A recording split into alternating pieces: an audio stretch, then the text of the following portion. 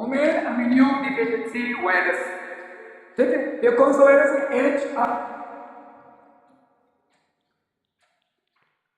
Human immuno deficiency virus. Immuno मतलब आप जो डिफेंस निजाम है, दिफाई निजाम है, वायर ब्लड वाला जो निजाम है, उसमें क्या होता है? डिफिशिएंसी ला रहे हैं। डिफिशिएंसी मतलब कमी, डिक्रीज होना। जो आपके वायर ब्लड सेल या इम्यून सिस्टम है, उसके अंदर क्या आ जाए? डिक्रीज आ जाए, कम हो जाए। सिर्फ वहां पर जब ये कम हो जाता है तो उसको कहते हैं डिफिशिएंसी, इम्यूनो डिफिशिएंसी। सिर्फ वायरस है। ये वायरस कहाँ मौजूद होते हैं, कहाँ अटैक करते हैं? जैसे पर एनिमल पर से इसके कुछ पॉइंट्स लिखे, इसके कुछ पॉइंट्स लिखे। सबसे जो फर्स्ट पॉइंट ये HIV वायरस। कौन सा वायरस है? HIV वायरस इम्यूनॉक वायरस है। कौन सा? इम्यूनॉक है, यानी इसके अंदर एक कोट है, लिपिड कोट मौजूद है। से लिपिड कोट के साथ साथ और इसमें ग्लाइकोप्रोटीन भी मौजूद है, यानी इसके पास स्पाइक भी मौजूद है। स्पाइक भी मौजूद है। ग्लाइकोप्रोटीन पॉइंट इसका। नेक्स्ट पॉइंट इसका जो साइज, ये वायरस का डायमीटर कितना है? इसका 1 नैनोमीटर इसका डायमीटर है। इसका से इसका मुकम्मल साइज 120 नैनोमीटर है। अच्छा, इसके अंदर कौन सा जीनोम मौजूद है? जीनोम इसके अंदर मौजूद है। एक सिंगल है तो सिंगल लेकिन 2 RNA, सिंगल 2 RNA मौजूद है, सिंगल 2 RNA। और इसके अलावा क्या मौजूद है? इसके पहले मैं लिखता हूं रिवर्स ट्रांसक्रिप्टेज एंजाइम। ये एंजाइम मौजूद है। इसका काम फिर बाद में प्रोटेज और इंटीग्रेज, ये 3 एंजाइम्स भी इसके अंदर मौजूद है। इंटीग्रेज, प्रोटेज, रिवर्स ट्रांसक्रिप्टेज, ये 3 एंजाइम HIV के अंदर। वायरस ये रीट्रो वायरस। रीट्रो वायरस क्या मतलब है? रीट्रो वायरस को यानी ये कन्वर्ट करता है RNA को इंटो DNA में। इसका तो एंजाइम मौजूद है ना, इस एंजाइम की वजह से ये कन्वर्ट RNA इंटो DNA, इस वजह से इसका नाम है रीट्रो वायरस। इसके अंदर के अंदर क्या मौजूद है? कैप्सिड। कैप्सिड कितना कैप्सिड आ रहा है? अगर सिचुएशन आ जाए, how many capsomeres, how many capsomeres? Capsule बना हुआ है कैप्सोमर से ना, कैप्सोमर से बना हुआ है, लेकिन कितना कैप्सोमर है? ऑलमोस्ट, ये लाजमी लिखना, तकरीबन ऑलमोस्ट 1500 घंटे के 1500 कैप्सोमर। एक ही कैप्सिड और एक कैप्सिड किस तरह अरेंज है? ये कैप्सिड किस तरह अरेंज है? ये कैप्सिड अरेंज है, अरेंज इन कौन शेप, कौन शेप, इस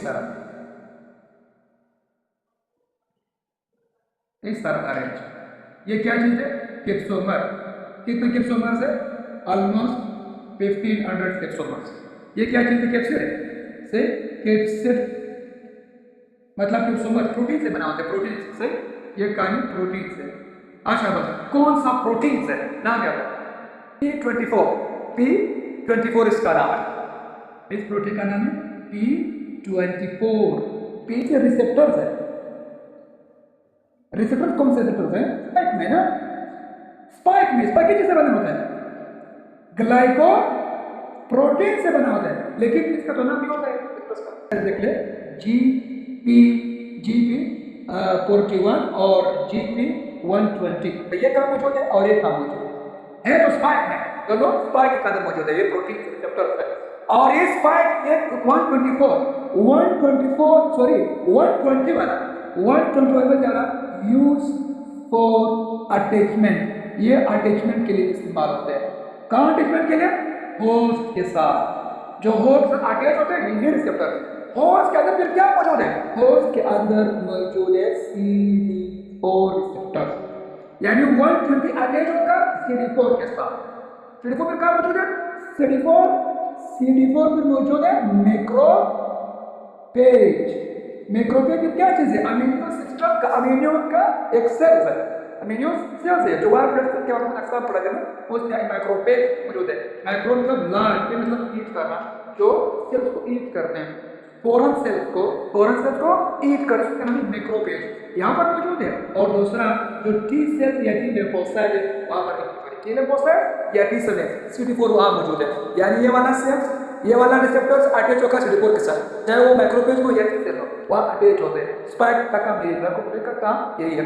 और जो दूसरा प्रोटीन है ये वाला, ये रिसेप्टर्स, ये फिर क्या करते हैं, तो अटैचमेंट के लिए हुआ, ये फिर एंट्री के लिए इस्तेमाल होते हैं, एंट्री के लिए इस्तेमाल होती है, तो ठीक है, यानी वायरस को एंटर करता है, से यूज फॉर एंट्री, अंदर ले जाने के लिए ये वाला रिसेप्टर से, ये दो इंसान है। अभी देख इसका मुकम्मल कहानी, मुकम्मल पॉइंट देखिए, सिंगल दो आरएनए, सिंगल दो आरएनए मौजूद है, मैंने लिखा है सिंगल दो आरएनए, ठीक है। इस आरएनए के साथ साथ और क्या मौजूद है, एंजाइम। कौन से एंजाइम, ये मैंने लिखा था न्यूरो ट्रांसक्रिप्टेज एंजाइम, लेकिन इसके साथ दो और एंजाइम भी मौजूद है, दो एंजाइम और भी मौजूद है, ठीक है। कौन कौन से एंजाइम है, प्रोटेज एंजाइम, दूसरा इंटीग्रेज एंजाइम। इन दोनों का मैं बाद में बताऊंगा, लेकिन पहले क्या वाला वायरस, ये इसका क्या चीज है, कैप्सिड, कैप्सिड, और ये इसका सिंगल स्ट्रैंड आरएनए मौजूद है, ठीक। और ये कौन सा एंजाइम है, ये रिवर्स ट्रांसक्रिप्टेज एंजाइम, ठीक है, रिवर्स ट्रांसक्रिप्टेज एंजाइम। दूसरा कौन सा एंजाइम है, प्रोटेज एंजाइम, और दूसरा इंटीग्रेज एंजाइम। ये तीन एंजाइम्स हो गए। और ये वाला कौन सा पोर्शन है, ये इसका बाइलेयर यानी लिपिड बाइलेयर, तो मौजूद है लिपिड का, फॉस्फोलिपिड बाइलेयर कहां से है, ये ड्राइव्ड हुआ है, ड्राइव्ड फ्रॉम होस्ट, होस्ट से, होस्ट को इसका इंजिमात है, सही, होस्ट से लिपिड से बना होता है, सही। इसका इनवेलप, इसका इसको कहते हैं इनवेलप, सही, ये इनवेलप हो गया। इस इनवेलप के ऊपर यहाँ पर इस तरह, एक दो, इस तरह, फिर बड़े बड़े कितने बड़े नहीं होते, छोटे छोटे होते, इस तरह छोटे छोटे होते, सही। मैं थोड़ा इसका लिखता हूँ इस तरह, ये क्या चीज है इसका, ये स्पाइक है। स्पाइक का पता किस चीज से बना होता है, ग्लाइकोप्रोटीन से, ये ग्लाइकोप्रोटीन से बना होता है, ठीक है, ग्लाइकोप्रोटीन से, ग्लाइकोप्रोटीन और लिपिड, ये दोनों ग्लाइकोप्रोटीन और लिपिड के दोनों ड्राइव फोर सेल्स लिखे, ये लिखे, इसके अंदर मौजूद है 72 स्पाइक मौजूद है, 72 spikes are present in what HIV virus से, और ये खुद बना होता है। अभी देख मैंने कहा इसके अंदर दो एस्ट्रोस है, एक है GP41, GP120, यह वाला जो कॉन्जुगेट्स है यहाँ पर GP120, GP ग्लाइकोप्रोटीन 120, और इसका जो अंदर वाला इसका ये यहाँ पर जो मौजूद है ये वाला का, ये फिर कौन सा है, ये GP41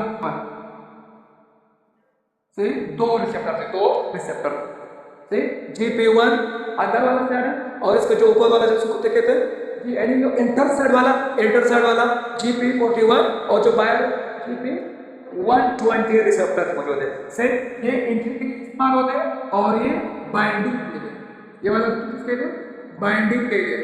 एक इसका है ये वाला macrophage virus, macrophage cell, wire macrophage, first ये वायरस यहाँ पर अटैच करते हैं, उसके बाद सेकेंड ऑप्शन इसका है टी लिम्फोसाइट या टी सेल, यहाँ पर अटैच करते हैं। आगे समझो, पहले मैक्रोफेज के बाद टी सेल पे, ये कौन सा सेल है, ये मैं फर्स्ट लिखता हूँ, यानी ये हमारा मैक्रोफेज है, मैक्रोफेज सेल। ये वायरस आकर से यहाँ पर क्या होता है, यहाँ पर कुछ रिसेप्टर्स है इस सेल के ऊपर, कौन से रिसेप्टर्स है, CD4, CD4 क्या मतलब है, क्लस्टर ऑफ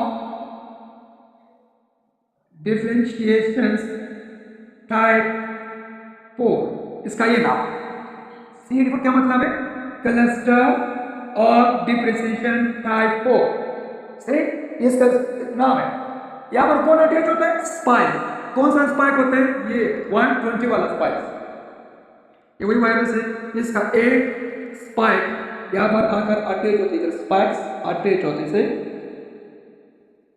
और भी सारे अंदर चले जाते हैं। देखिए बाइनरी को एंडोसाइटोसिस के पास क्या अटैचमेंट इसका फर्स्ट प्रोसेस है, फर्स्ट प्रोसेस का अटैचमेंट है। HIV का कौन सा process, HIV attached with CD4 receptors of macrophage, first stage इसका है, फर्स्ट अटेम्प्ट। उसके बाद ये अभी एंटर हो रहा है, तो क्या हो रहा है, एंट्री कर रहा है, एंट्री। इसका दूसरा स्टेज है एंट्री, एंट्री कर रहा है। किस तरह एंट्री कर रहा है, एंडो साइटो साइटोसिस की मदद से। किस तरह, यानी इसका जो सेल मेम्ब्रेन है वो खुद आकर इस तरह इसको बेंड करके अंदर ले आता है, से अंदर ले आते हैं। जब ये अंदर होते हैं इस तरह, यहां पर मैं मेंशन कर लेता हूं,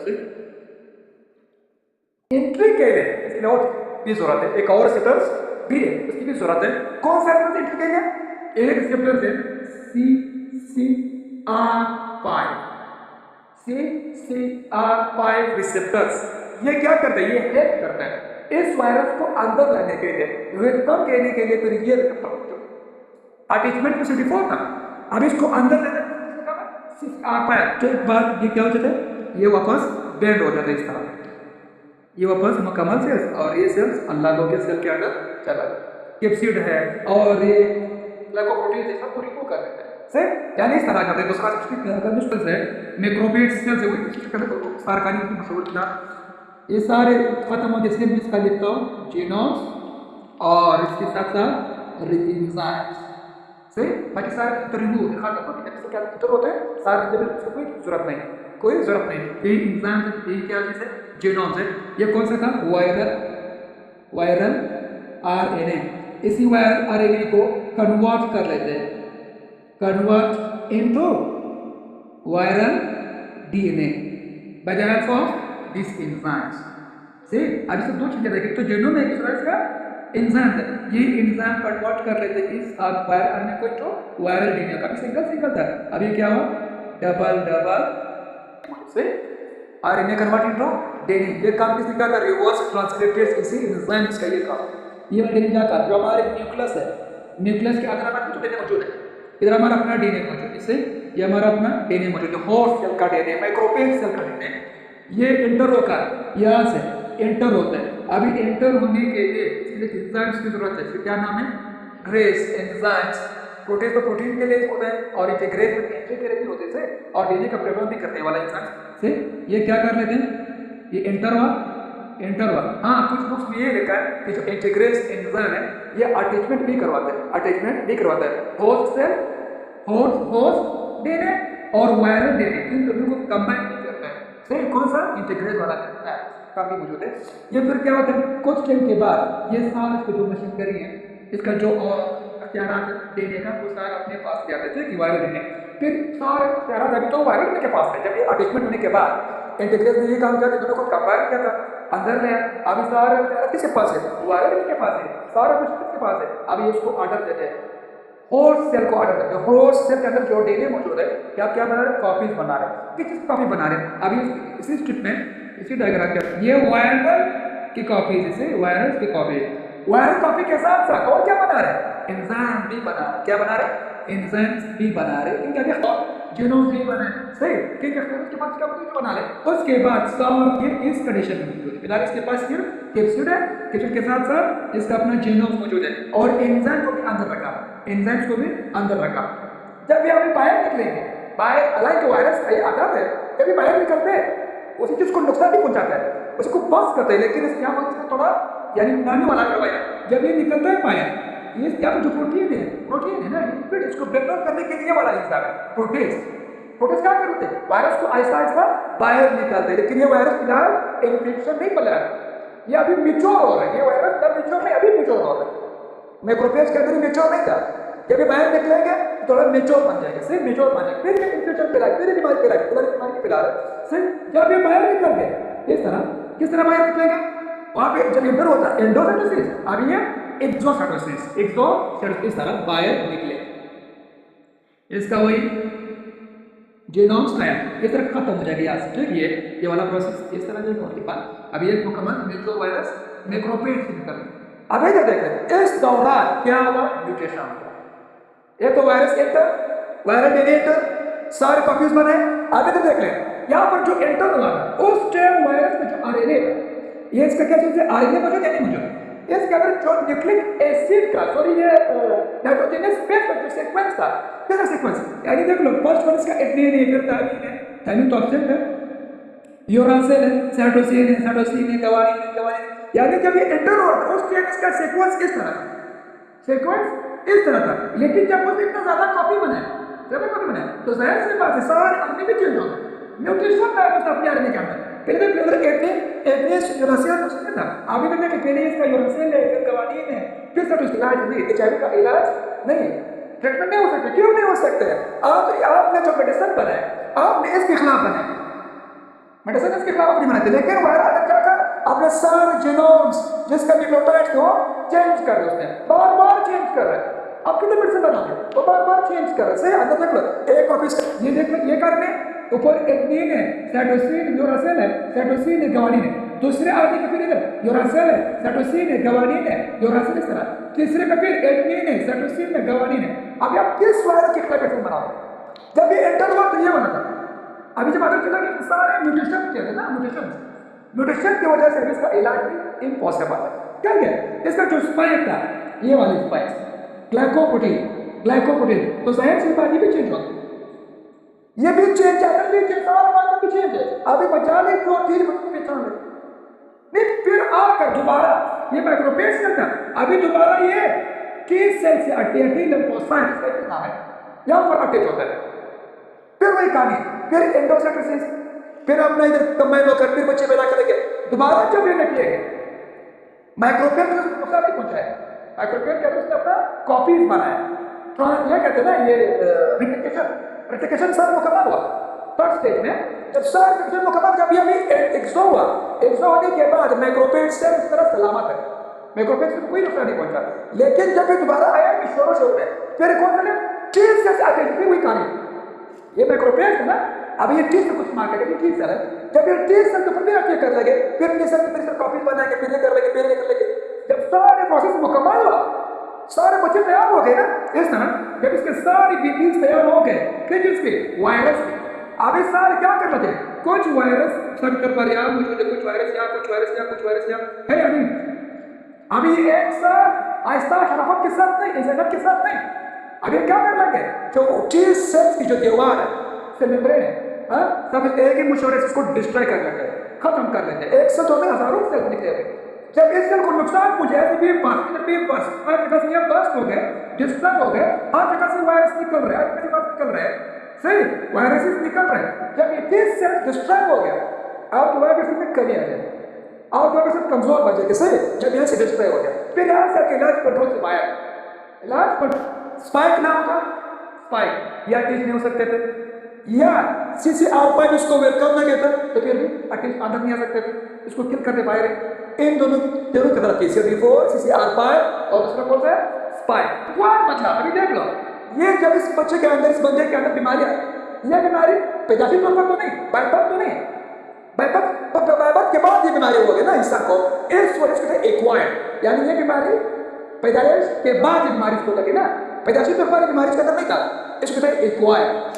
इम्यूनोडेफिशिएंसी के अंदर कमी आ गई, वायरस के ना सारे डिफेंस कमजोर पड़ गए। सिंड्रोम मतलब a group of disease, collection of disease. अभी आपके अंदर खुद मामूली जुकाम, मामूली नजला, मामूली वायरस के ऊपर अटैक कर सकते हैं, आपको बीमार कर सकते हैं। यानी अभी आप क्यों बीमार हो सकते हो, आपके अंदर वायरस सेल नहीं है, आप वाली जरासीम भी आपके ऊपर अटैक कर सकते हैं, तो इस सिंड्रोम मतलब अ ग्रुप ऑफ डिजीज।